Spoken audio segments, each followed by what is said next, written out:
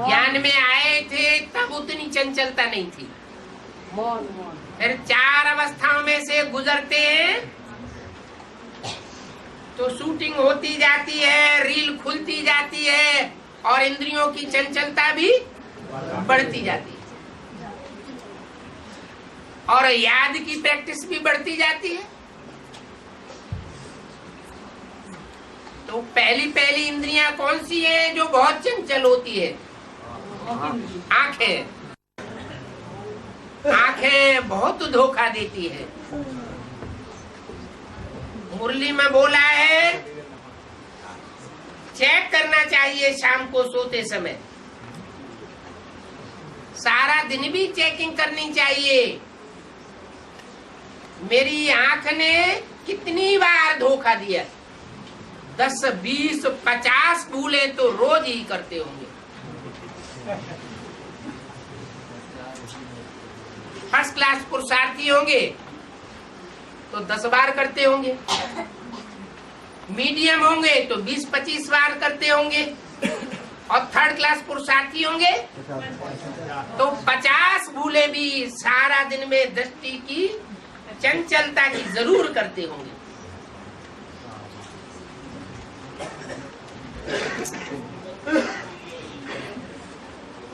उसके बाद कौन सी इंद्रिय है? ये तो हुई सर्वोपरि ज्ञान इंद्रियां। उसके बाद कर्ण इंद्रिया। सुनी सुनाई बातों से भारतवासियों ने बहुत दुर्गति पाई। तो कानों को देखना है कि ये बाप की बात सुनते हैं या औरों की भी सुनने लग पड़ते हैं, कहाँ रस लेते हैं। बाप ने जो बोला उन बातों में बुद्धि ज्यादा जाती है, कर्ण इंद्रिय के साथ, या मनुष्य मात्र जो भी कुछ बोलते हैं उन बातों को सुनने में बुद्धि ज्यादा जाती है।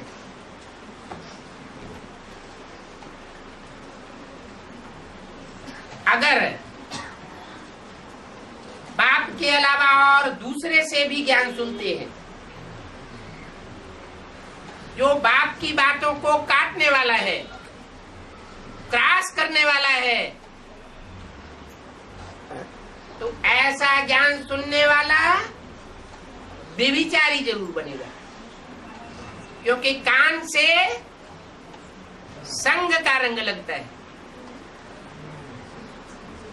आंखों से भी लगता है, उसके बाद कानों से भी लगता है, कानों को भी बस में करना है। एक बाप के सिवाय और हम किसी की बात सुनने वाले नहीं। दूसरे धर्मों से ये विशेषता हमको धारण करनी है। मुसलमान इसी बात के कारण हिंदुओं को कहते हैं काफर। जो उन्हें जो कुछ सुनाता है हर बात में सत्य वचन महाराज करते जाते हैं।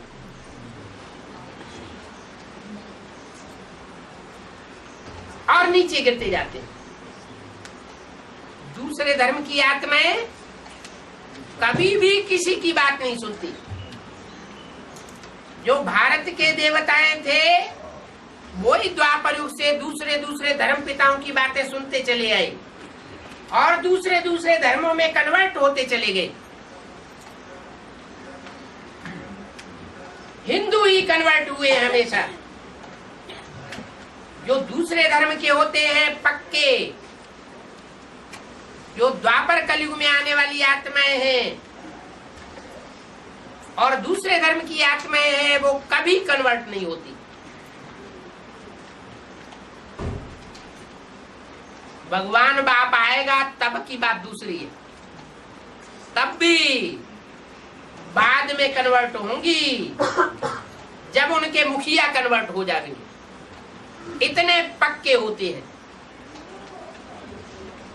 यहाँ भी बोला हुआ है, जो आधार मूर्त जड़े हैं, जो बीज रूप आत्माएं हैं, उनके उनके जो मुखिया हैं और उनके जो फॉलोअर्स हैं, उनके बारे में बोला हुआ है,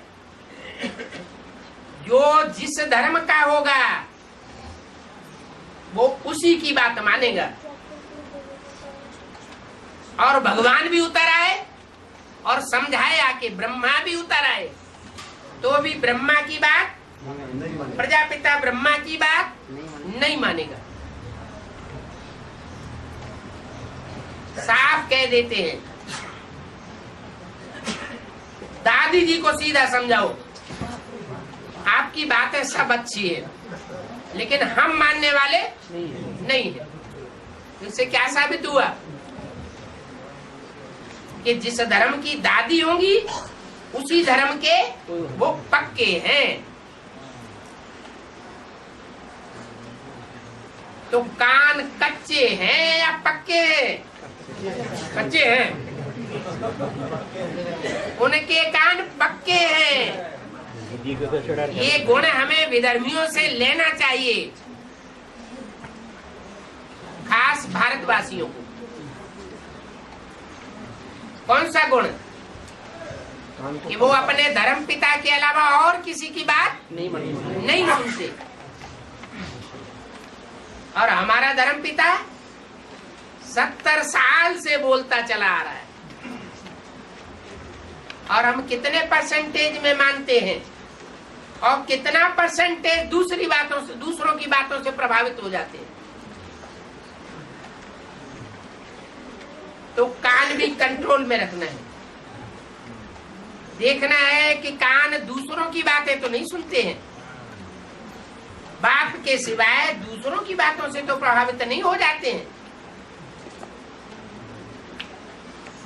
ये बीज रूप आत्माओं की एडवांस पार्टी में भी अभी कन्वर्शन हो रहा है। ऐसे नहीं द्वापर कलयुग में ही कन्वर्ट होते रहे थे। अभी जो ब्राह्मणों की दुनिया के एडवांस पार्टी के भांति हैं, वो भी सुनी सुनाई बातों के आधार पर कन्वर्ट होते चले जा रहे हैं। आधार मूर्तों की तो बात ही छोड़ दो।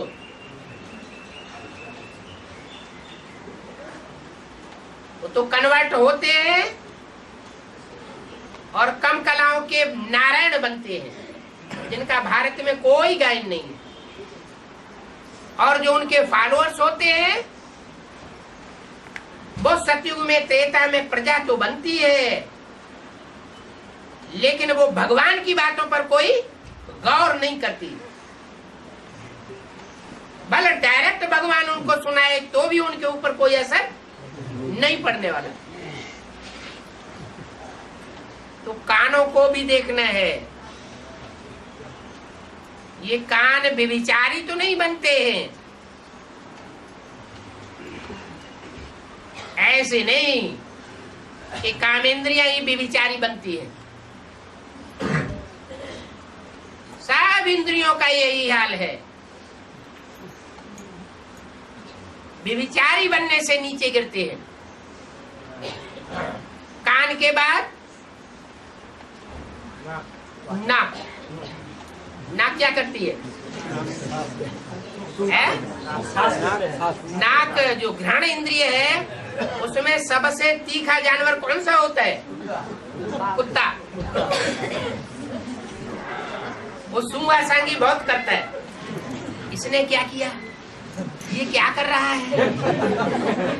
इनकी जिंदगी कैसे चल रही है?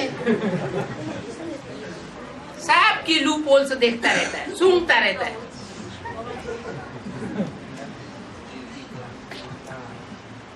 तो ऐसी अगर व्यभिचारी रूप से सूंघने की शक्ति है और वो तेजी से काम कर रही है, तो घ्राण शक्ति के आधार पर भी नीचे गिरते हैं और तेजी से नीचे गिरते हैं। परचिंतन पतन की जड़, स्वचिंतन उन्नति की सीढ़ी। इसके बाद है जिह्वा, मुख।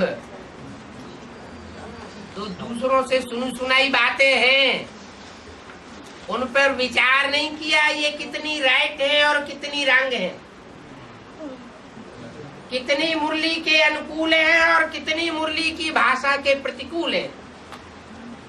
और जो सुना बिना विचार किए दूसरों को सुनाना शुरू कर दिया।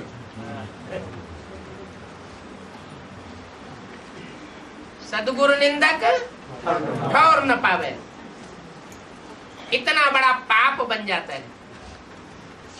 निंदा तो मुख से बाद में करता है, पहले निंदा कानों से सुनता है।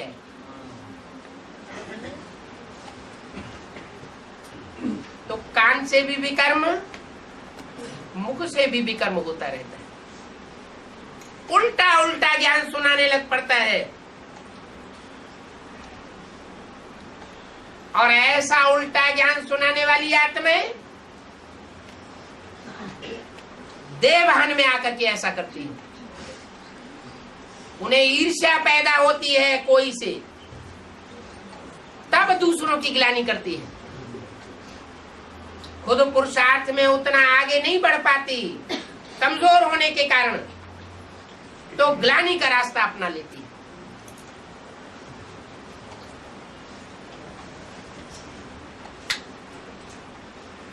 और चार तो ये ज्ञानेंद्रियां हुई, पांचवी ज्ञानेंद्रिया कौन सी है? त्वचा। इस त्वचा से किसी को भी स्पर्श करेंगे, कोई भी आत्मा को स्पर्श करेंगे, अगर लगाव पूर्वक स्पर्श किया तो बैटरी जरूर डिस्चार्ज होगी। आत्मा रूपी बैटरी है ना, वो जरूर डिस्चार्ज होगी। खुदा न खास्ता धोखेधड़ी में कहीं बस में जाते, टेम्पो में जाते, टच हो जाए तो बात दूसरी है, लेकिन लगाव पूर्वक जो टच होता है उससे संग का रंग जरूर लगता है। एक शिव सुप्रीम सोल ऐसा है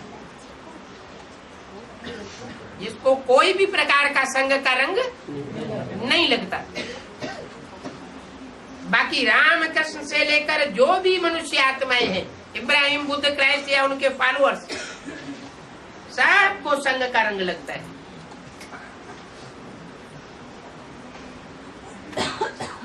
ये संग का रंग, संग तारे कुसंग बूढ़े। जैसे दृष्टि का संग का रंग नीचे ले जाता है,